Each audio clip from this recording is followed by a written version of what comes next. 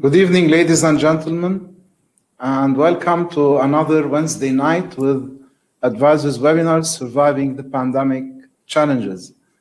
First of all, I'd like to welcome Dr. George Karl, joining us from Birmingham, UK. How are you tonight? Good evening, good evening. Looking forward to it. Okay, you're welcome. Tonight, Dr. George from the Governance Forum is going to speak to us about Governance 3.0.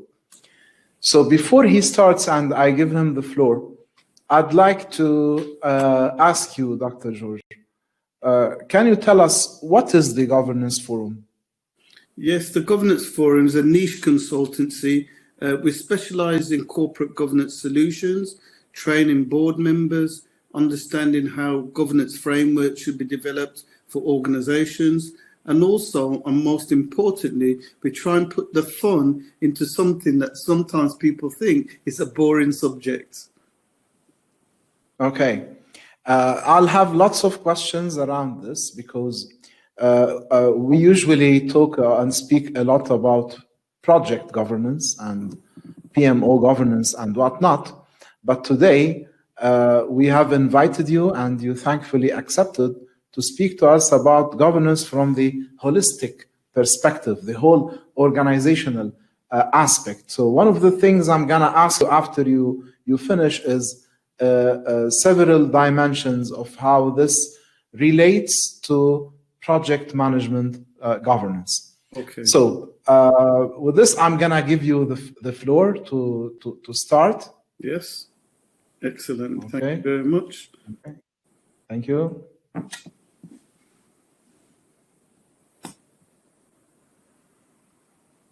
So, good evening, everybody. I'm looking forward to delivering this presentation today. It will be interactive. It will be something that I'm asking to do questions. And although I can't hear directly from you, I'll be listening online just to hear what your answers are. It is about Governance 3.0 that we're going to speak, and I want to make sure that we understand where we're going. We're going to start with a little poll in a short while, but just a little bit about myself. My name is Karl George, as was mentioned, and they call me the governor because I specialize in all things governance, whether that's looking after board members or looking after organizations that want to make sure that they're well governed. But although, and you gave me, Dr. Saadi, a task to complete right at the end, you've already given me one to think about. Because I believe governance is everywhere, even in your family life. My first reflection for you, who's the governor in your household? You see, the children are on the board of directors, and then we've got the wife and the husband as the managing director and chief executive. I won't say which one is which. But anyway, Dr. Saadi, well done. And for the Advisors Network, I'm really looking forward to going through a tremendous presentation around what we believe is important. One thing, I cannot not answer this question. Yes. The chairman and the CEO in my family is my little daughter. Okay. You got the right answer. You got the right answer, Dr. Saadi. Yes. Excellent. Excellent. Thank you. No. I already ran the first poll. If you like to look at the results, yes. Then we run the second for you. Yeah. Yes, please. Let me have a look.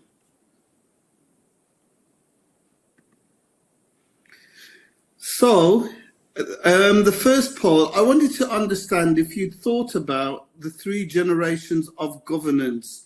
And the first poll that we've got says that some of you, 17% of you, have heard about 3 generations of governance, and 82% haven't. Governance 3.0 is a concept that I developed a couple of years ago to try and categorize governance into 3 generations, and I'm looking forward to sharing with you my thoughts on what that is. So I'm surprised that and welcome the fact that a few of you have already heard of that. And then the second one, we're just waiting for that to come through now. Poll 2. It's coming through now. So what would you consider to be the most important for contemplating good governance? And I've asked about having appropriate governance structures. I've asked about having a balanced and competent board. And I've asked about embracing and using technology in decision making. And what we're trying to determine then, which is the most important in trying to make sure we've got good governance. And that will help us as we move along in our discussions. At the moment, as you're still voting, I can see that there's one area that is just pushing above the other two. It's changing. I'll tell you in a short while, once I wait for the last few people to vote. And it looks like, and it's staying as, the most important thing you think is governance structure. 41% at the moment says you've got to get your structures right.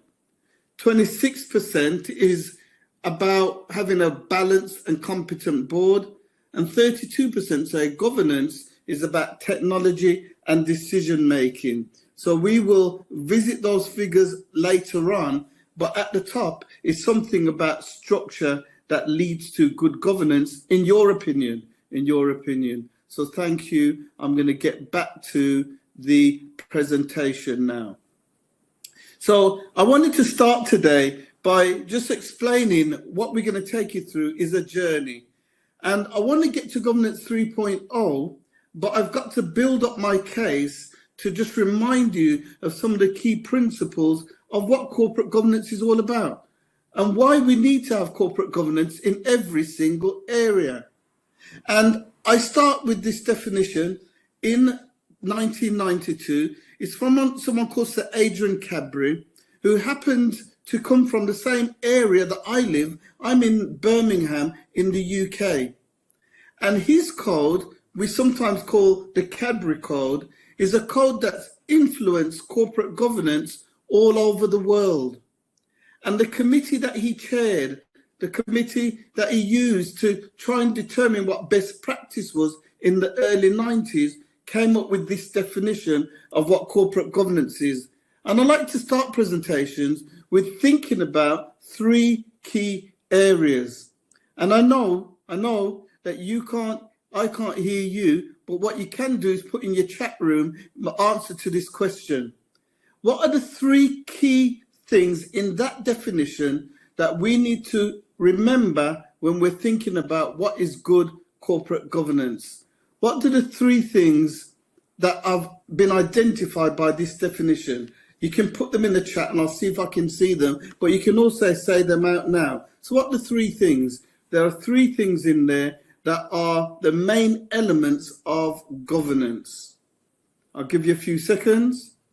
And then as we think about them, the first one is corporate governance is about systems. Can you see that?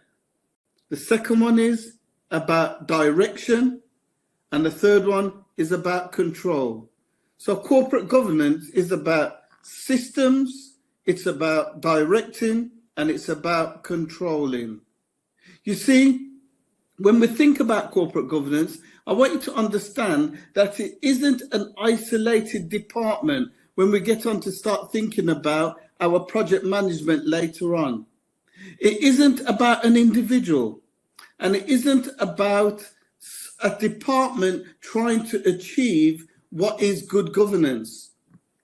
You see, corporate governance is a little bit like, I like to ask people the difference between a thermometer and a thermostat. And a thermometer measures, but a thermostat regulates. A thermometer does the job in this closed system by just measuring and then doesn't do anything afterwards. But a thermostat tries to make sure you get the right temperature, and also you monitor against that temperature, and also you then make sure that you're trying to get the right standard. You see, corporate governance systems that I want you to think about are going to be more like a thermostat. You see, we will set the right temperature of the corporate governance that we want to achieve. We will make sure, dependent on the size and complexity and maturity of our organization, that the corporate governance structures are enablers and not inhibitors. They're not bureaucratic to stop us performing, but they enable us to get the best performance. Does that make sense? We've got to get the system right to the appropriateness of the organization that we're serving. And then the second part of the definition talks about directing. You see, corporate governance is, as John Cotter says in his book, the difference between leadership and management, the difference between doing the right things and doing things right, the difference between having efficiency and effectiveness. You see, corporate governance, as the term suggests, for the people who deliver corporate governance, directors, it's about setting the right direction. And finally, corporate governance isn't about execution. It isn't about the doing. It's the controlling of the people that are carrying out the functions that you expect them to carry out. So there we have it. Just to start us off and to slowly work our way in, we've said that corporate governance is about three things. Can you remember what those three things are? The phrase itself tells me something about leadership. I want you to reflect just for a few seconds about what that terminology is trying to hint at. You see, if we get it wrong at the top of the organization, then we're going to find that everything that you do at the leadership filters throughout the organization. So what we've got to do with corporate governance is understand that corporate governance is about ensuring we get to the leadership. And if the leadership get it wrong, then unfortunately that's going to translate itself throughout the whole company. I've worked with a lot of organizations and tried to help them, dysfunctional ones, get themselves back on track with their performance. And one of the first things I do is I go into the boardroom and I observe board meetings and I observe the interaction between board members. And guess what? I can determine the success of an organization, the culture, and where the challenges are normally by just being in the leadership. As Jim Collins says in his book, when he talks about level 5 leaders, he says that these leaders, these people who run the organizations, what they have to do is understand, you know, this mirror and window analogy that he uses, where he's trying to work out where he should attribute praise to and where he should attribute blame to. You see, if you have this analogy of your shop floor or your workers, as you can see them looking out your window, and when you look into the mirror, you can see yourself. If there is something that you need to praise people for, do you look through the window or you look in the mirror? If you look in the mirror when you're looking to attribute praise, and you look out the window when you're trying to attribute blame, we sometimes find that that's an ineffective leader. You see, a level 5 leader, as Jim Collins says, is when you're trying to attribute praise, let's look out the window and see who we can find. And when you understand that things are going wrong, look in the mirror and take responsibility, because the fish rots from the head. So as I work our way through, I'm going to share with you some failures right at the beginning in corporate governance where people had to resign, some experiences around the world. And we'll pause a little bit when we get to some logos in a minute. But this was in the banking crisis, in a BBC crisis. This was the Greg Dyke and Gavin Davies, who were the chair and director general of the BBC, when we had weapons of mass destruction reported, and somebody David Kelly made an inquiry, committed suicide, and the chief executive and chair had to resign as a result of the public furor. And I mentioned Cadbury earlier, but Robert Maxwell and Azil Nadir were companies in the UK that spectacularly went bankrupt or funds were misappropriated. And you'll remember 10 years after that, in the United States, one of the biggest utility companies or energy companies, 7th biggest in the world at the time, were the most massive bankruptcy. Don't know if anybody remembers that, but it was called Enron. And where we're doing with this, we're just looking back at failures because we want to understand what corporate governance is. And this was the banking crisis. And you remember Lehman Brothers, Dick Fuld there on the right. And in the UK, we saw RBS being rescued by the people. And we saw a telephone hacking scandal and the MP, Speaker of the Commons, resigning as a result of their bad corporate governance. You'll remember rogue traders, Nick Leeson from Barings Bank, Jerome Cavill, Kweku Adebole, people who were able to lose their companies 1.5 billion or hundreds of million, depending on the case. Where was the governance? What I'm trying to say to you, shouldn't governance be able to prevent, detect, mitigate, or we learn from failure? Here is Barclays when we had the LIBOR fixing, another one at the BBC resigning because of sex scandals. And I'm not going to go through all of these examples here, but you'll be able to pick out some of them from international corporate governance failings. There's a couple that I want to share with you. The BP oil spin, one of the most catastrophic environmental disasters that we saw. You'll be familiar perhaps with Damas International or Abraj Group in the Middle East and links back to the UK, or Volkswagen with the emission scandal. Carillion, our very own version of Enron in the UK, or United Airlines when that passenger was pulled and dragged off his seat. And you remember the public outcry when it went viral on social media. You see, when all of the inquiries from these different examples were published, like the White House Commission, these are some of the things that people said. So I pause for a minute because this is the first thing I want you to learn from today. You see, this is what the Select Committee or the White House inquiry or the Francis inquiry has said about people who have been in charge, in leadership, when there's been a failure. And what I want you to do, what I want you to think about is, would I want this to be said about me on my watch? There was a series of almost incredible failures in the days and hours leading up to disaster. You see, when you're in crisis, you shouldn't just react. You need to get and gather the facts, understand what's going on, and then respond appropriately. Another theme that I see in these different responses to corporate failure is blinding incompetence a number of times, or a culture of complacency.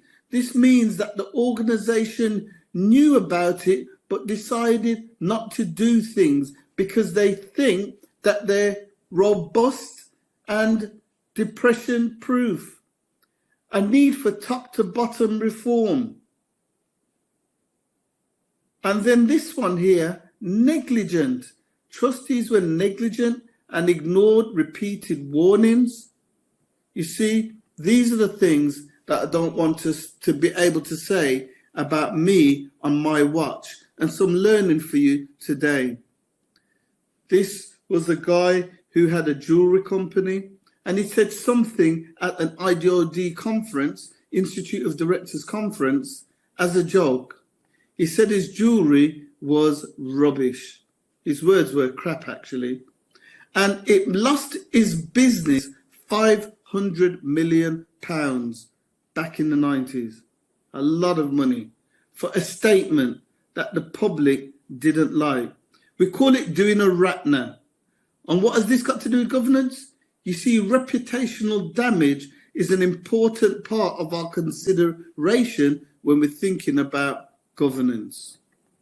So there we have it.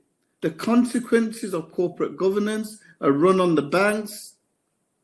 This young girl got murdered in the UK because her carers thought she was possessed by the devil. And we had to look at our social justice and our social interaction, and the Children's Act legislation was changed as a result of this. And our whole new concept of how social services deals with children meant that we had Every Child Matters as a theme. But the reason I bring up the slide is because when corporate governance goes wrong in the private sector, it may be that there is loss of finance, but in other sectors, it could lead to loss of life. Like at this NHS Foundation Trust, a hospital, where there was something like, as the Francis inquiry said, 1,800 avoidable deaths. Yes, people were dying because of bad clinical governance. So what do we do? What's the solution? What do we do about making sure we've got effective corporate governance? The first thing I want you to think about is the role of the board. You see, the board sets, and I'm going to give you, if you've got your pens and papers to hand, I want you to write down PVSC. PVSC. You see, the role of the board is to ensure that we've got the purpose, the strategy, the values, and the culture all in alignment. We've got to go up to this strategic level and make sure, remember I said with the definition of corporate governance that it's about direction. We've got to make sure that the purpose of the organization is clearly defined, but not only is it defined, it drives the strategy. And the culture and the values that the organization have are distributed throughout all the stakeholders that are influenced by or influences the organization. So one of the key roles of a board is this PVSC alignment. PV, you heard it here first. And then we've got the role of a non-executive, because corporate governance is about having this agency theory where we have people who are independent a lot of the time of the organization, bringing their expertise to complement what the executive are doing. So the non-executives have to take care of the strategic decision making and work in collaboration with the executive team. The non-executives have to ensure that they're challenging, scrutinizing, supporting the executive team. The non-executives are ambassadors on behalf of the organization. And I'll go back to board because as we think about the non-executives, we must think about the role that the board performs in this PVSC, but it also makes sure that there's fiscal governance. They look after the financial oversight. They make sure that the organization complies with the law. They make sure that the organization has a remuneration strategy and performance basis for the whole company, and then looks after what the chief executive does. So going back then to the role of a non-executive, they are strategic, they challenge and scrutinize, but they also make sure they set the risk appetite.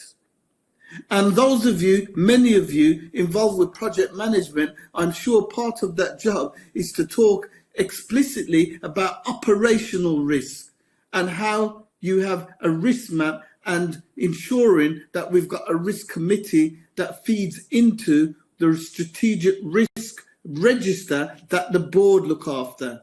You see, the board are confident that operational risk is being done effectively and they leave that to the executive team, but what they're responsible for is the overall risk appetite and also mitigating factors for the risk framework that they have determined. So I'm using UK law here, but I want to share 3 principles with you that I've seen with jurisdictions all over the world. I've worked in about 9 countries in the GCC and the Caribbean, in the United States and the UK. And wherever I go, when I look at legal jurisdictions, there's 3 key things that I see are the role and duties of a director. The first one is there's this fiduciary duty or a duty to promote the success of the organization. In the UK, it's in section 171 and 172 of the Companies Act. And it says that you should, when you're making decisions, consider the likely consequences of those decisions for the long term. And what I'm increasingly seeing now all over the world is an appreciation of triple context, or triple bottom line, as John Elkington puts it.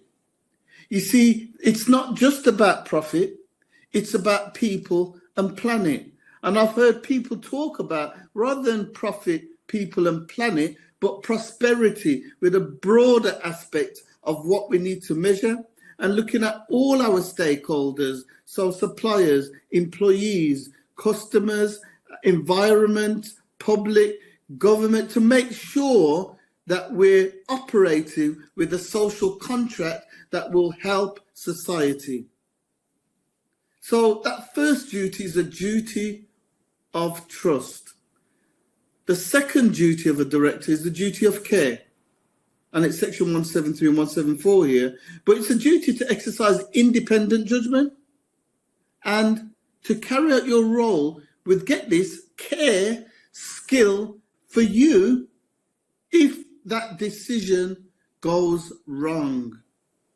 You will be deemed to carry out your role with a greater duty of care in your chosen area.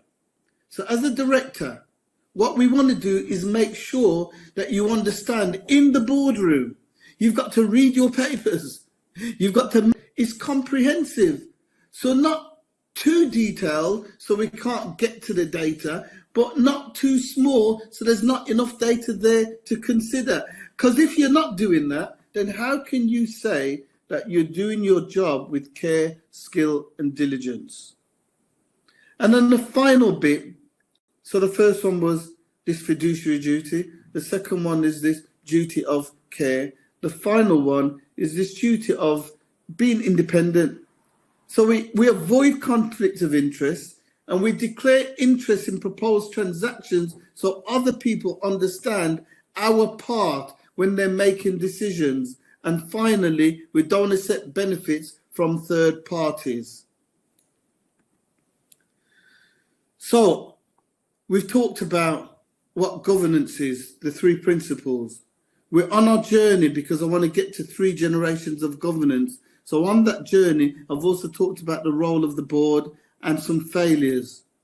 And now we just moved on from the role of a non-executive, we just moved on to the law, legal legislation. In the UK, we have something called the Nolan Report or Nolan Principles. And again, I've seen similar principles in jurisdictions around the world.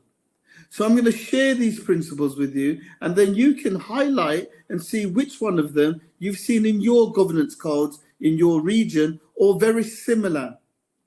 And this Nolan principle, these 7 areas, what they're supposed to do is help you as a director understand what kind of behavior or conduct you should display when you've got public office, or for that matter, a non-executive role. So I hope that makes sense. I'm going to share with you 7 principles, and those principles, you can write them down. And not only are they applicable in the boardroom, I think, Dr. Said, I think they're applicable in project management as well. They're applicable across an organization. So the way I do this is your first little bit of interaction with me in your homes or wherever you are, is I want you to say, ooh, Lisa. Yes, I did say that. Ooh, Lisa, which is O-O-H and Lisa.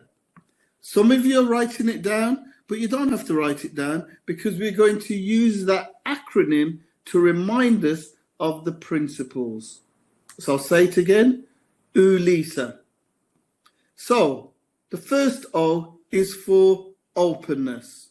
See, it's important if you are carrying out this role as a director, as a non-executive, it's very important that we understand that we should be open and transparent with our reporting, with our decision making, with our public procurement. Bearing in mind sensitivity and confidentiality, I understand that, but there needs to be openness. The second O of our ULISA is objectivity. You see, you've got to demonstrate when you're procuring, when you're recruiting, in everything that you do, that it's not subjective. It's not because of who you know. It's not because of personal relationships. It's not because of those connections. But your decisions are based on the facts. So the first O was for openness. The second one is for objectivity. And then we have H for honesty. So honesty says that I will declare an interest in any proposed transactions. I will let people understand exactly where I stand on any decision I'm making. O, Lisa. The L. Anybody want to guess what the L's for? We've been talking about it throughout today. And yes, did you get it right? It's leadership. Leadership. You see, it isn't about what you say as a leader. It's about what you do. You see, we practice what we preach. And if I go in the boardroom and you're saying one thing, but you're doing another thing, that translates all the way through the organization and it becomes the culture. As Drucker says, that culture eats strategy for breakfast every single time. You see, if we don't get the culture right, if we don't get the values right, then your leadership, without the next one that I want to say, the I word, your leadership without this I word is not going to be good. So what's the I word? Just before we do it, the first O was for openness. Second O, objectivity. H, honesty. L, leadership. And then I is about integrity. Yes, integrity, bringing everything together. So, last two to go. O, Lisa. The S is about selflessness. I did say that. It's the trust. It's that fiduciary. It's that relationship that you're promoting the success of the company, which is a separate legal entity from you as the individual who's serving it. So you do it in a selfless manner on behalf of all the stakeholders.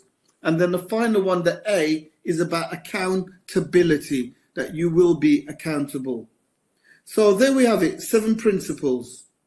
We're going to rehearse them now, but I want you to think about them in your jurisdiction, wherever you are in the world. As I said, whether it's in Africa, whether it's in the GCC, whether it's in the Caribbean, which I've done to work, or in the UK, those principles are universal. So the first one is O, openness. O, objectivity. Honesty, leadership, integrity, selflessness, and accountability. Great.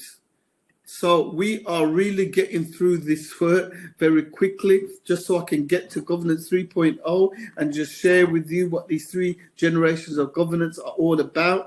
But we need to lay the groundwork, the foundations. So this is just saying what I've been saying all along, that corporate governance isn't about the operational stuff. It's about strategic.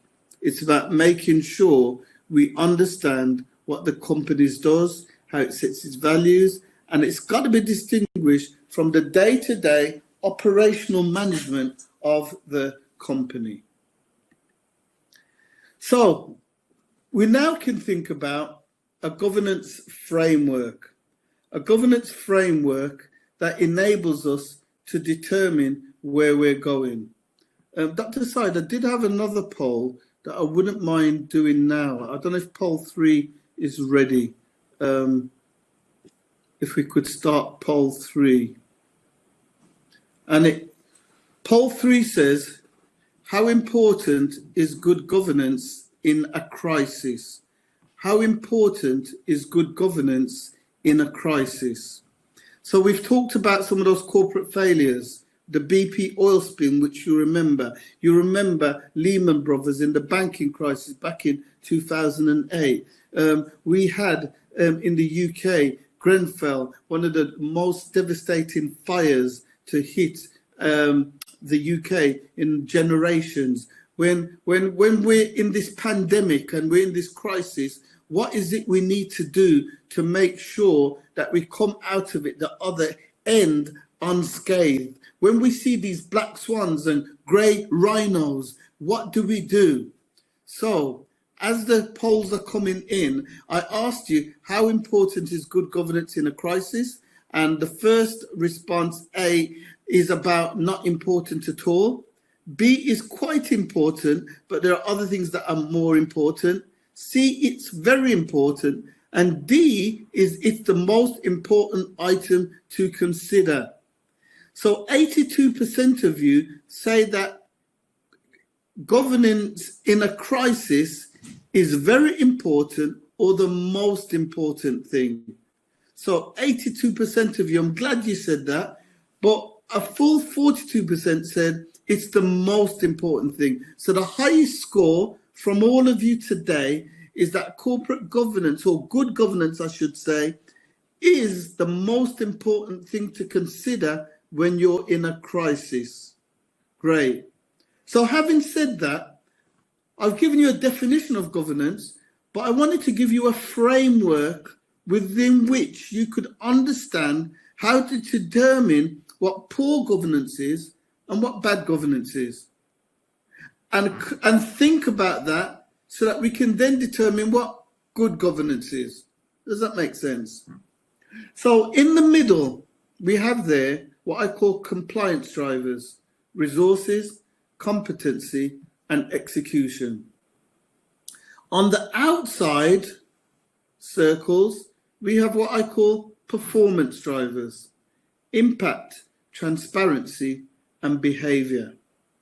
Now, corporate governance is more than compliance, but the compliance drivers, the bit in the middle, are very, very important. We've got to start with ensuring that we've got our compliance right. Then we can say it's not the end of it, corporate governance, because remember I said at the beginning, we don't want corporate governance to be a distraction. We don't want to make sure it's too bureaucratic. We want it to be an enabler.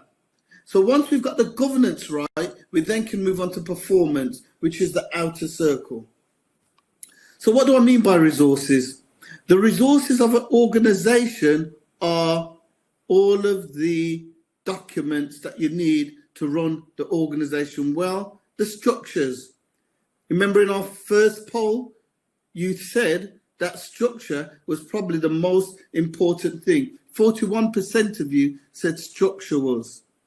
26% of you said competency was. Because what I mean by competency is the role of the board and the executive team coming together in a unitary manner. And then finally is execution. Execution is how you make your decisions and how you measure and manage your progress.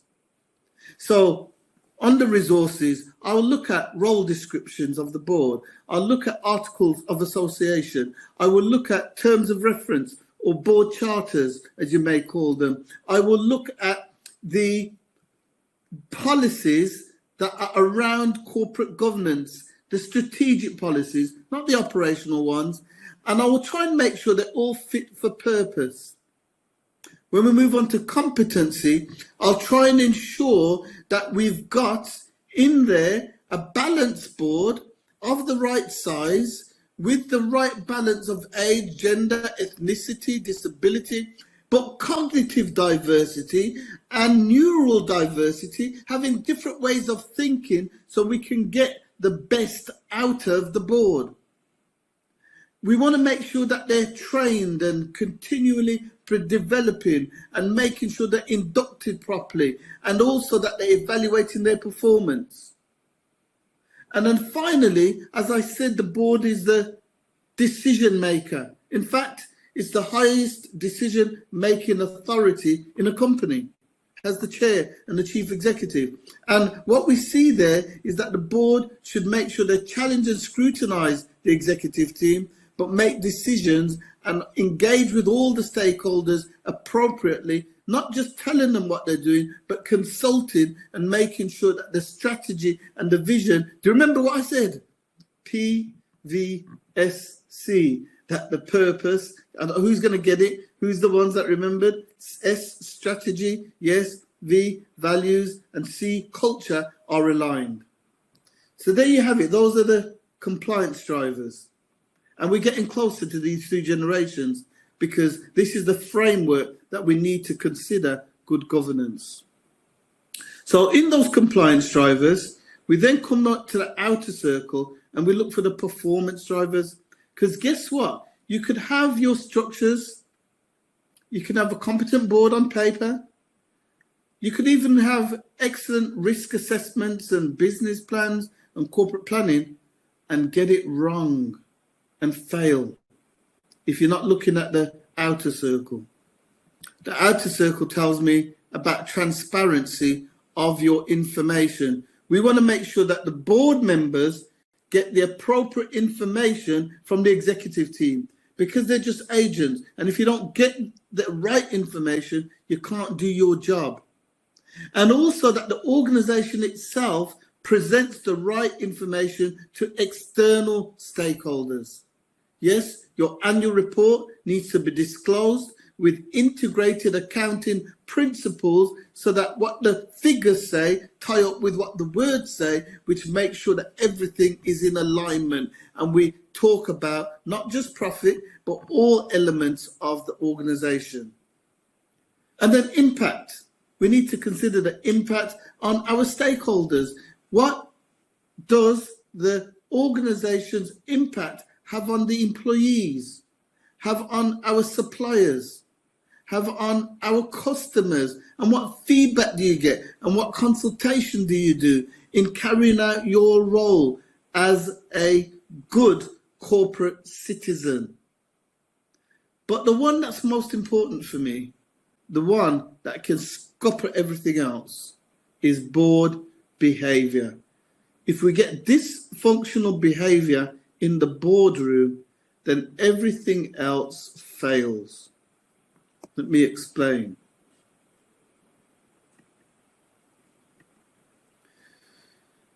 So boards, generally, I'm talking about boards of about 7 or 8 people as the ideal number, but somewhere between 5 and 12 is what we see. And the reason I've got a picture there of a cop, we call them cops in the UK, is because my acronym to remind me of 4 types of dysfunctional behavior is GCOP. Yes, GCOP. The G is for groupthink. So when I've seen corporate failures, remember some of the ones I spoke to you about earlier on, it's because the behavior of the board is groupthink. You're probably familiar with the terminology which says that people don't like to challenge, they are complacent, and they think collectively. The second dysfunctional behavior is conflict. I see on boards, organizations where there's a lot of conflict between the board members. The O, can you guess what that might be?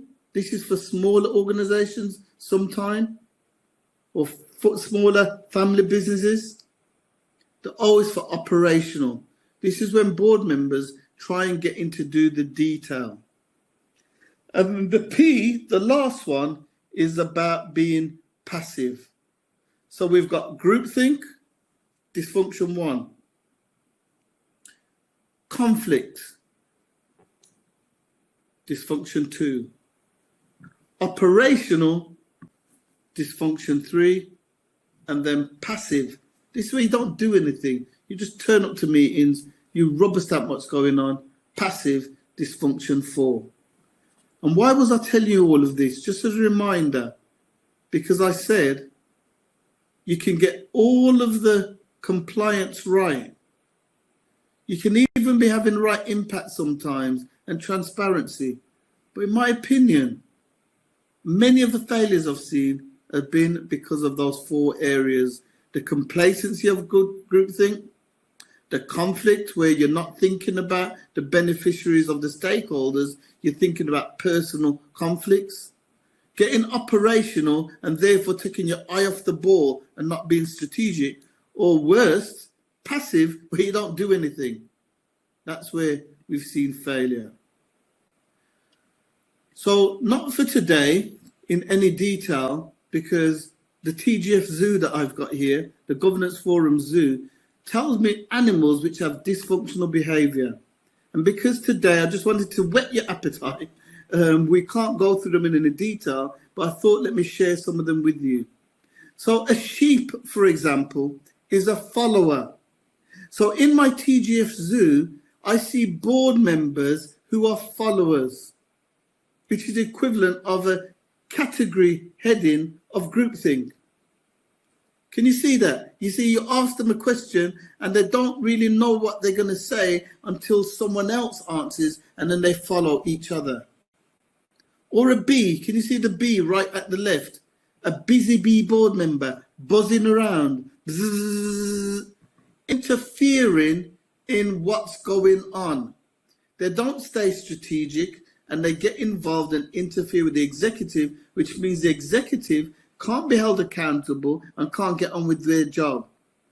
That's an example of an operational board member. Or the peacock, that one with a big ego, big feathers, because they're arrogant and they create conflict in the boardroom. Or the snail, which is slow and lethargic. So a passive board member, lazy, no legacy. So there are 12 animals in the zoo, split into groupthink, conflict, operational, and passive. But just because of time, I'll just share a couple of them with you, and perhaps another time we can talk about them.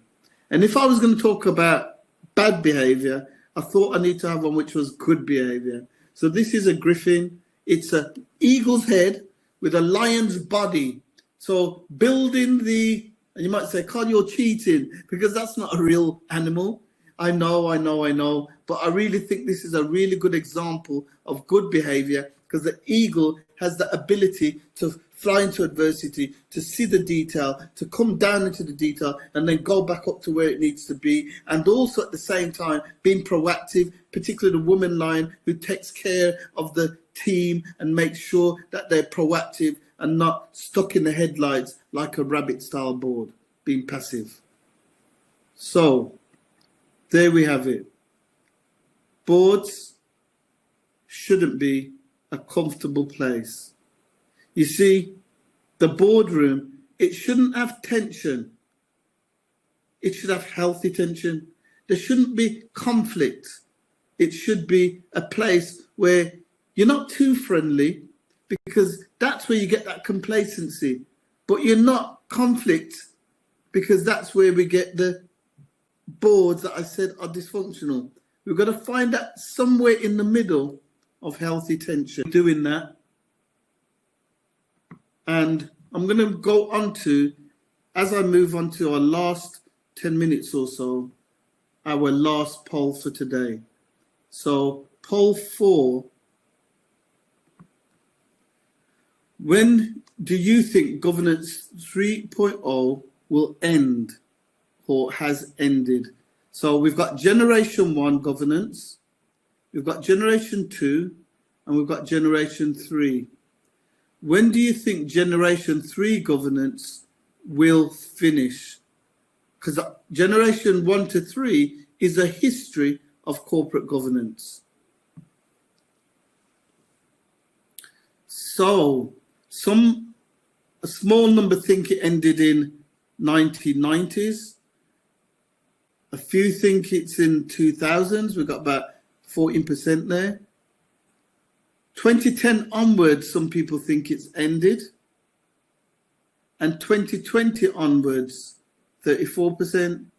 And 37% say 2030. So I'm going to give you the last bit of my presentation where we've talked about governance so we can move ourselves and navigate our way to what Governance 3.0 is all about. And you will find the answer in a short while. So let's go for it. So Governance 1.0. This was back in the 90s. That's a picture of somebody called Jan Ludwig Hock, who came to the UK in 1931 from Czechoslovakia. He changed his name to Robert Maxwell.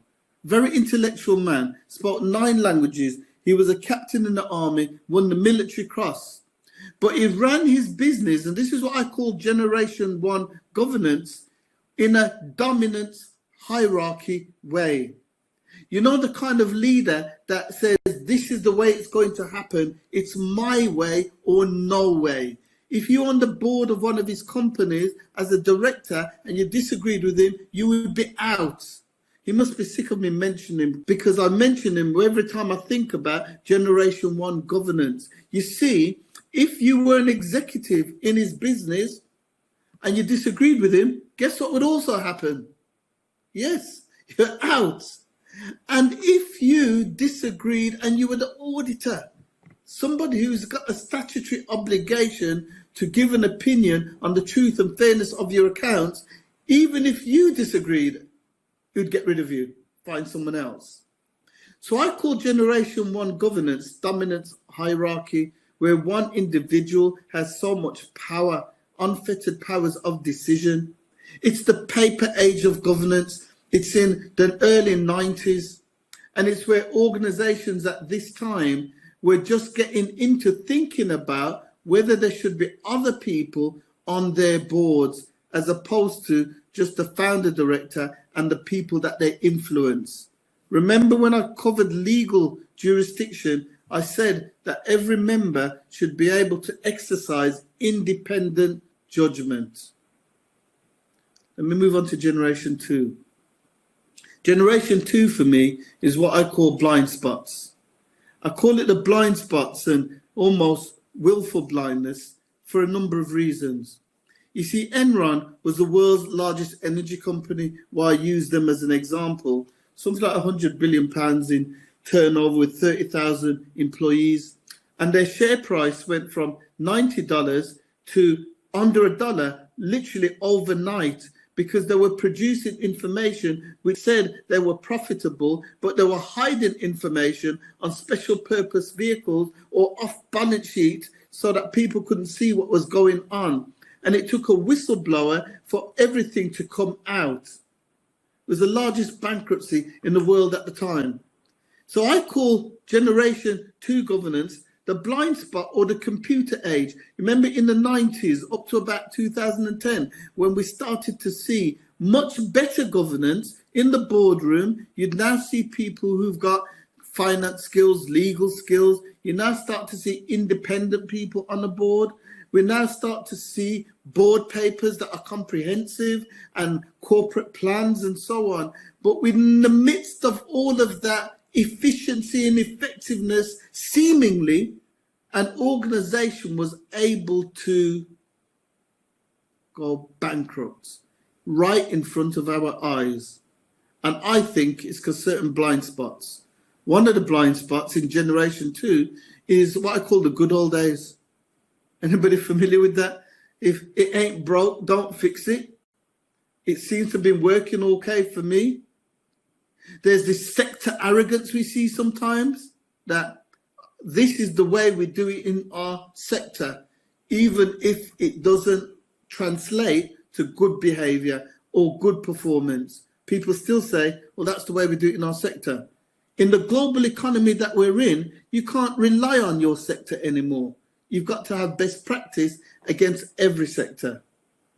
You see, there's another thing about this, and I call it willful blindness.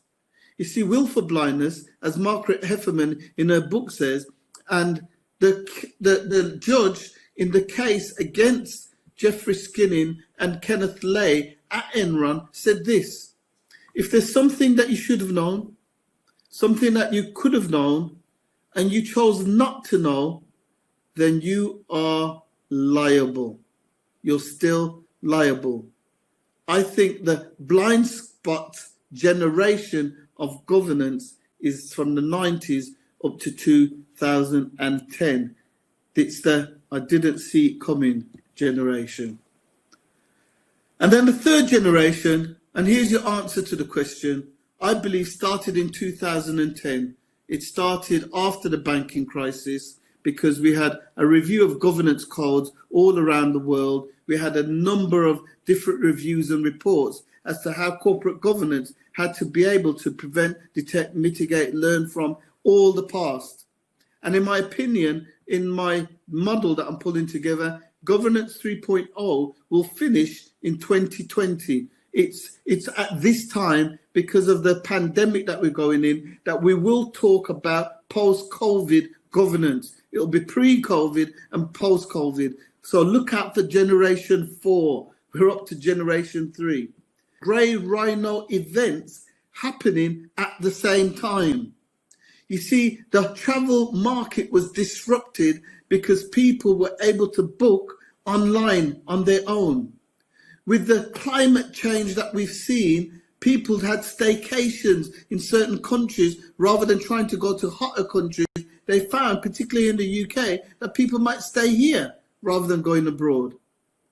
And we also found that when this world has to deal with now, we have to learn to deal with governing in an era when there's going to be disruption and also black swan events, a perfect storm of them happening all the time.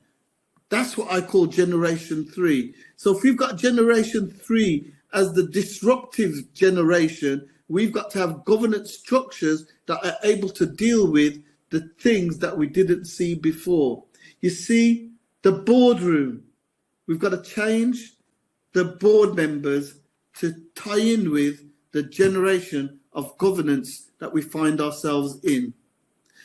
So, to finish off then, and you probably can't read these slides in any detail, that's okay. I just wanted you to get the flavor of how we've looked at the resources in my governance framework. There are 4 principles to deal with them. Remember, we did the compliance drivers with resources, and then I did competency, then I did execution. Do you remember that? So what this framework does is enable me to consider the 3 generations of governance against those compliance drivers. And again, this isn't for us to discover tonight or to discuss tonight in any detail, but I just wanted to show you the matrix that we can pull together to look at what poor governance is and what good governance is. And for example, when I think about a board member, and I think about the balance of the board, in generation 1, in the dominance hierarchy, there would have been no real diversity in the boardroom.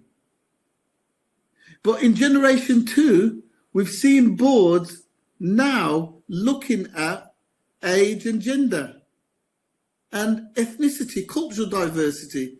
And McKinsey and Company have produced literature now, reports to demonstrate that the best performing organizations have ethnically and gender diverse boards. But in generation 3, not only do we need independent and functionally diverse, we need to see cognitively diverse individuals as well. The average age of a board member around the world is somewhere around late 50s, early 60s, depending on where you go. And that's a different generation of people are dealing with the 4th industrial revolution. As Professor Klaus Schwab said, founder of the World Economic Forum and the author of the book, The 4th Industrial Revolution, And I paraphrase, but he says the Internet of Things and this digitalization is changing the way we work, live and play. So who do we want in the boardroom to help us to navigate that? Not the generation of baby boomers or Generation X, but we've got to lead to the millennials and post-millennials who understand the technology and understand where to go and the structures in Generation 3 governance. So I conclude, before we go to some questions, that Generation 3 governance is really an understanding of making sure we've got the board, we've got the functions, we've got the structures right. But where we need to move is to a position that we understand that the generations have changed now. The world that we see ourselves in has changed. And in governing in a crisis, our governance also has to be upgraded.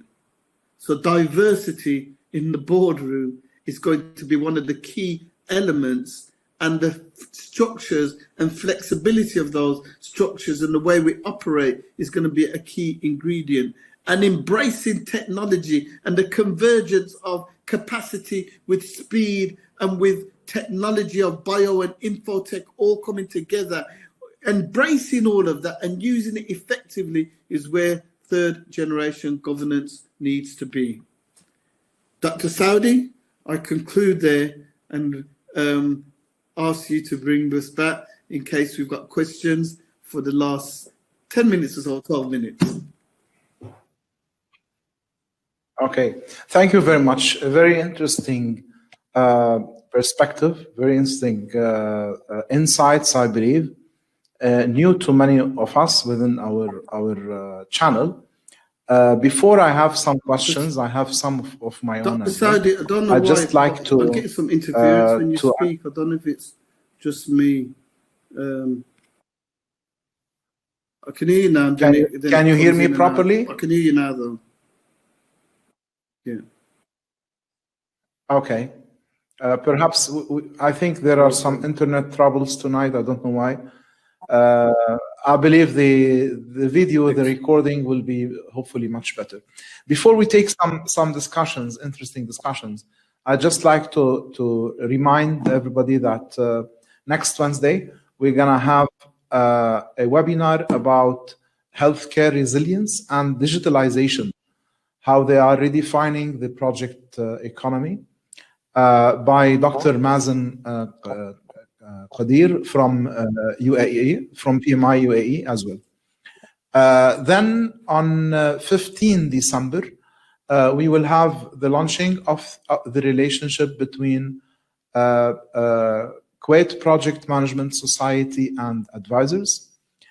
And we'll have a discussion about how organization leaders can survive and recover the pandemic. The following one will be on December 16, Performance Management and KPIs by Dr. Rashad Baroudi. He's an international authority owning the largest KPI library in the world. And the last session this year is on December 23rd by Luis Duran, our Mexican friend living in Canada, speaking about the value of PMO and how to present it to executives. Now, we will end the year, inshallah, on December 30 with a panel. And that panel will include the president of IPMA Algeria chapter, the president of KPMS in Kuwait, and representatives from Istanbul International Project Management Association and the PMO Summit. And by this, we would have concluded batch 2 of advisors webinars surviving the pandemic. Now, to go directly to the questions. So I have a couple of questions of my own before I take some questions by our participants. And the first question, how do you breed these board members? Where do you get them from?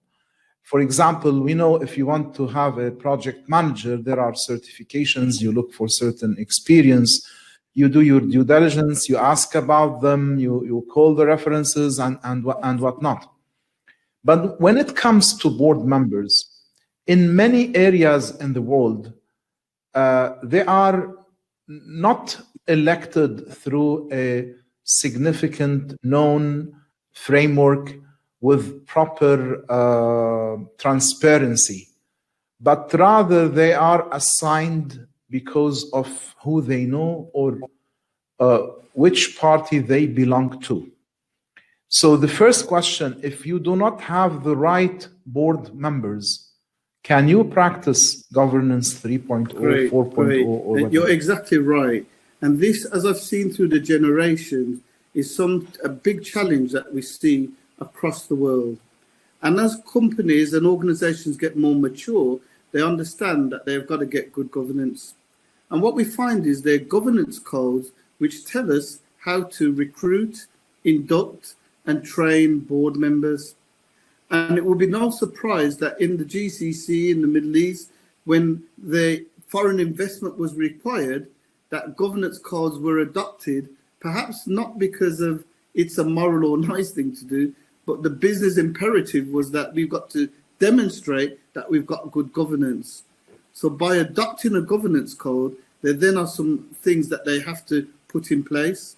So we'll have a remuneration and a nomination committee of independent people, and a process that people have to go through, which is formal, rigorous, and transparent to get us to where we want to get to.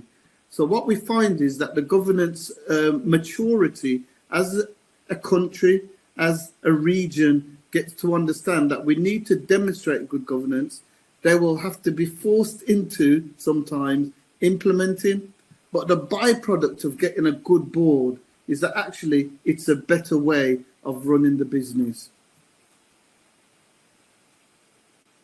Is it frozen a bit? I think it's frozen. Yes. I think maybe now it's a little bit better.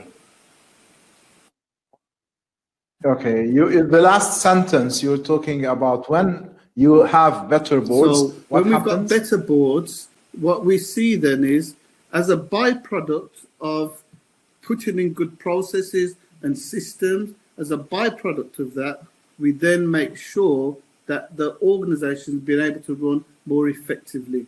And then that gives you this ability to say, actually, although we were reluctant to do it, to bring in independent directors or to bring in people from outside a family business, or whether it's a shareholder that you know, now that you see the benefits of that, various reports demonstrate a balanced, competent board is going to be the only way to deal with the environment we find ourselves in.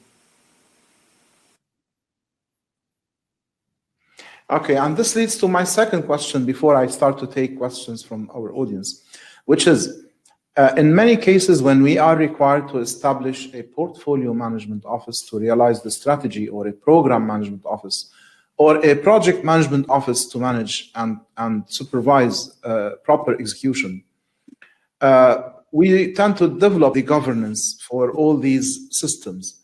But it starts from corporate governance, and to our luck, in many cases, we don't find any corporate governance. It is not registered. It is not, they don't have it. Corporate governance is the way they operate the board as in an ad hoc manner. In many cases, they don't have bylaws to abide to. And then we start to do things that do not necessarily relate to corporate governance because it is not there. And this is why we are stuck in many cases, not knowing how to get decisions going on. And we have a freeze on our implementation of the strategy and initiatives. Yeah. So what do you do? I wish I had an hour to tell you what to do, but it's a very good question about how do we make sure, and it's a common one, it's common. It's a challenge with the leadership not understanding the responsibility they have to make sure that the direction from top is then translated throughout the company.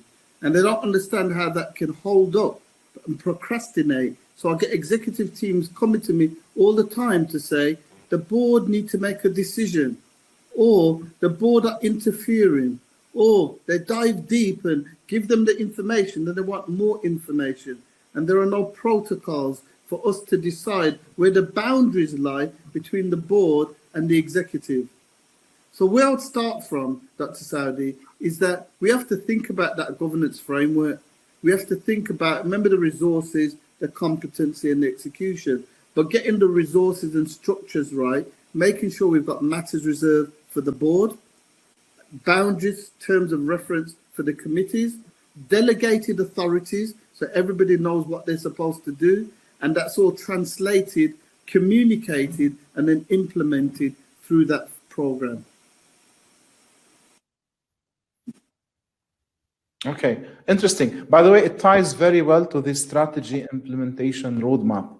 If you heard about the Strategy Implementation Institute by Antonio, Nieto Rodriguez, and Robin Speculant, what you've presented ties very well with their framework, but we yet need organizations to abide and comply and implement. And now I take a question from Karen Brunben. She's saying, do you think these scandals are to an extent caused by the education system where we learn how to cut costs? Yes, and thank you, Karen, profits? because what I said and where we're seeing it, and I study lots of governance codes, and in fact, I've written a couple myself, but in South Africa, a governance code that's really good to look at is King 4. It's by Professor Mervyn King, who chaired the committee. And the reason I mention it is because they talk about triple context. What they're trying to get people to understand is that profitability isn't the only measure.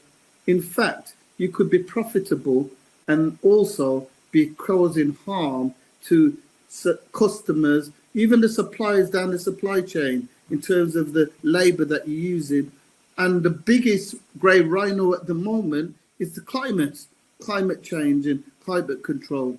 So you're exactly right. What we've got to do is get organizations to understand what that purpose is, but how it aligns with the triple context as defined by King 4. Okay. Now a question from Mr. Al-Kathami. Which criteria can I base myself on in order to know if the director is independent or not? Okay. So what we do is, and every jurisdiction has got in their governance codes, they say, this is what we classify independence to be. So depending on which country you're in, it will be a different definition. But I'll give you a few indicators so that you can understand generally.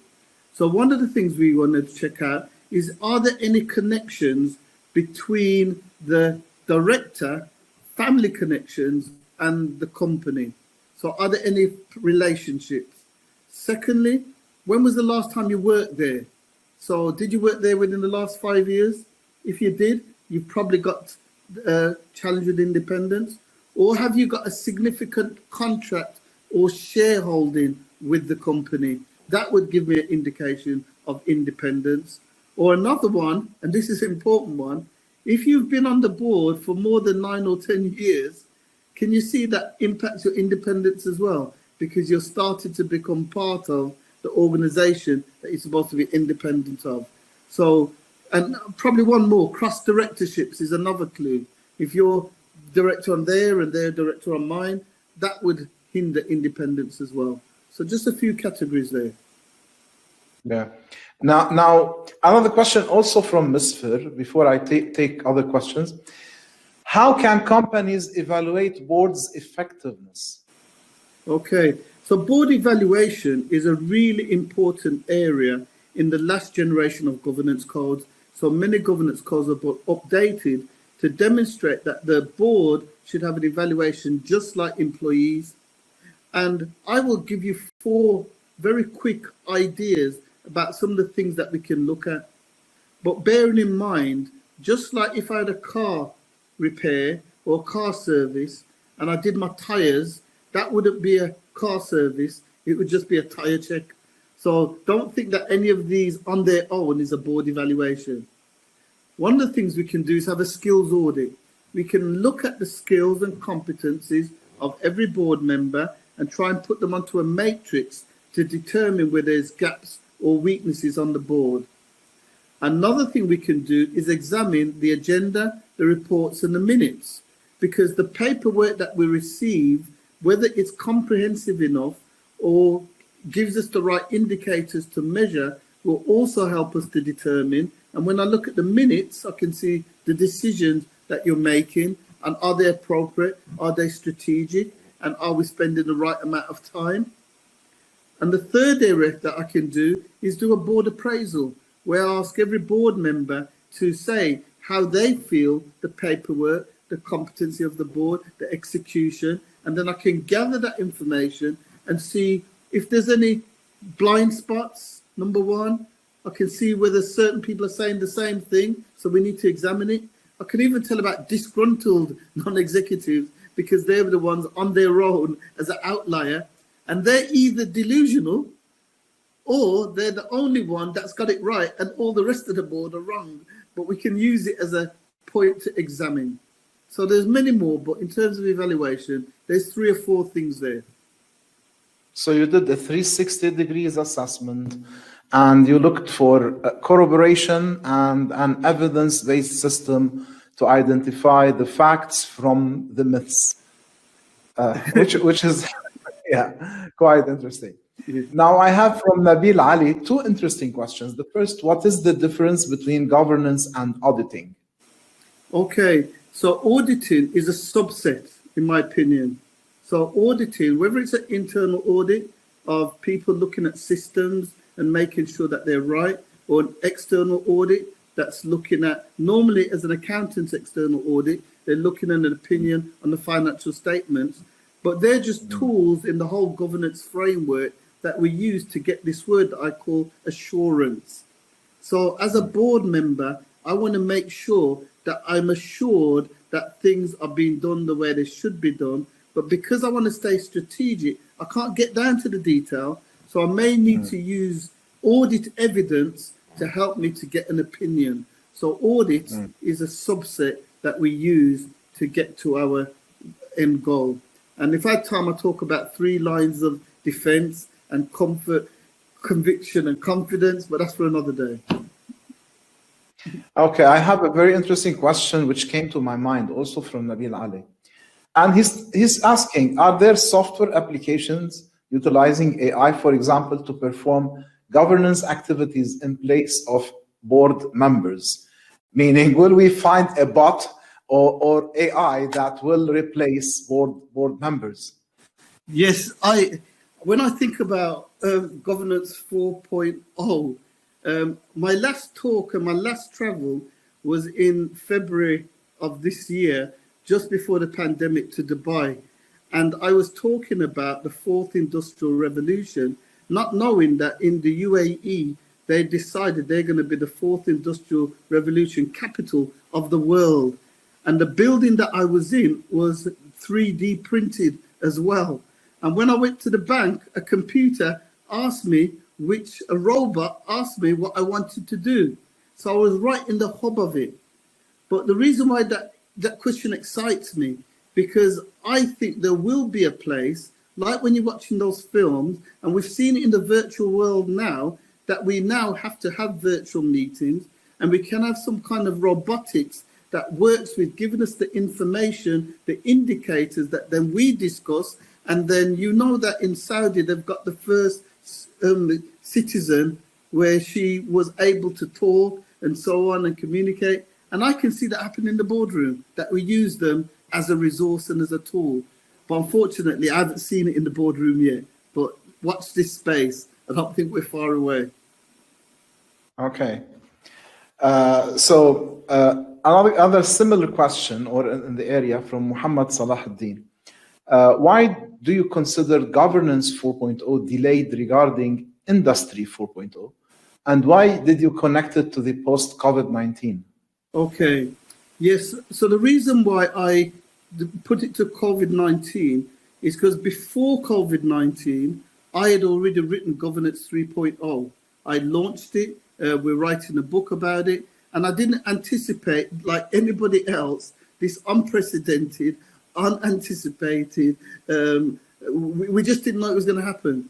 So I thought, as a result of that, many of the things that I was teaching pre-COVID, I'm now going to have to change post-COVID. So I said, this gives me a natural closing point for governance 3.0, so that we can start with governance 4.0 in a new era. So I don't even think I'm ready yet to start predicting what the world's going to be like in governance 4.0, because we're still in the middle of it. So that's why I say it finishes when this finishes. And we will talk about it, mark my words, we will talk about, you remember, pre-COVID, and now we're post-COVID. And we've even got COVID babies now. Do you remember the millennials? We'll be talking about the COVID generation. Watch this space. Now, Shukrim here is asking, what about small firms? Does this apply to them? Yes. You told me earlier, Saadi, who is the governor in your house. So not only does it relate to small firms, it relates to every area of life. Good governance principles are applicable across everything that you do. You've got to get the structures right. You've got to get the people right. You've got to get the execution. My resources, competency and execution. The level of detail will be different depending on the size and complexity, but the principles are exactly the same, no matter what size you are. Okay. There is another question, I did not understand it, from Mehdi Shrifi, talking about, I'm going to mention the question. If you understand it, please answer it. Okay. He says, if I understand, it could be conflict or a non-favorable environment for corporate companies and the state-nation governance. I mean, when a country could have a deficit or a lack in governance, how to try to be in another well-organized or another speed. I mean, this difference. Right. I don't get either, but I'll try and interpret. So is there something about the government and the country having bad governance and the implication that has on business? I don't know if that's where they're coming from. So the macro governance of a country can impact the micro governance of a business. And if that's the question, I think yes, because governance regimes in different jurisdictions around the world have an impact on business. We have something called the Bribery Act in the UK. I was teaching that in, I think it was in Lebanon actually, and I was talking about the fact that you can't pay people off because it would be illegal. And they were saying to me, Karl, but that's how we do business. This is how we do it here. So the jurisdiction that you're in will determine the governance practices as well. Yeah. Okay. I'll take just the last question from my friend Ahmad Mukhtar. Are there big differences when implementing governance frameworks by specific industries? Yeah, there are differences, but they're principles. And every time I go into a new sector, people try and tell me it's going to be different here. A little bit when I'm an accountant by profession, and I want to put an accounting system in for somebody, and they want to say, oh, no, we're different. I let them believe that, but the principles of accountancy and systems are the same. And it's similar with corporate governance. There are some idiosyncrasies. You've got to make sure you understand that you don't make corporate governance a bureaucratic, disenabling. But if we are able to put the principles in right and then think about the organization, yes, it's the same. Private, public, voluntary sector, we need the same principle. So my governance code that I wrote, actually 12 principles of governance, which I can get you to share that to Saadi. That governance code is across 12 countries and across 4 sectors, and all the principles apply. And it's that tidy bite dove, resources, competency and execution that we saw earlier today. Okay. Now, I just received a last question, if we can take it quickly before we close tonight. What's from also Musfil Qathami? What's the nature of relationship between independence of board of directors, as measured by number of independent directors on the board, and shareholding pattern in terms of institutional non-institutional, and promoter holding. Is there any underlying theory which explains the relationship between independence of board of directors and shareholding pattern? Yes. So what we'll see sometimes in governance codes is what they claim to be the best governance structure. So what's the good balance between those who are independent and those who are, they're both non-executive, but those who are non-independent. And what you'll find in a number of governance codes is what they suggest is the majority of non-executives should be independent so that they can carry out some of the functions that corporate governance recommends, like audit. We want to make sure we've got the right external auditors, like remuneration, so we get the remuneration right. And finally, nomination, getting the right people onto the committees. So without having independent people, then you're not going to be able to exercise good governance in these three key functions. So. Thank you very much. I really enjoyed it. I enjoyed the session and the discussions. Yeah. I believe our countries need and can benefit from a lot of good governance. I hope we live until we see this happening. Until then, let's focus on our businesses and our organizations to enhance its governance. And I thank you again for being with us tonight. Until next week, I hope you and all of our participants stay safe, and looking forward to see you next Wednesday.